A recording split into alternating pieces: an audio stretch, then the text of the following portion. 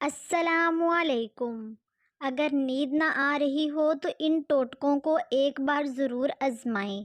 خشخاش کا تیل کن پٹی پر ملنے سے جلد نیند آ جاتی ہے۔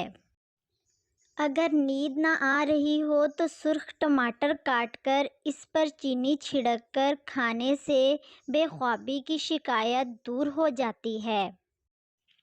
اگر نیند نہ آنے کی شکایت ہو تو سونے سے پہلے پیاز کا استعمال کریں، اور اگر آپ نے ابھی تک ہمارے چینل کو سبسکرائب نہیں کیا تو ہمارے چینل کو سبسکرائب کریں اور ساتھ دیے گئے بیل آئیکن کو ضرور دبائیں۔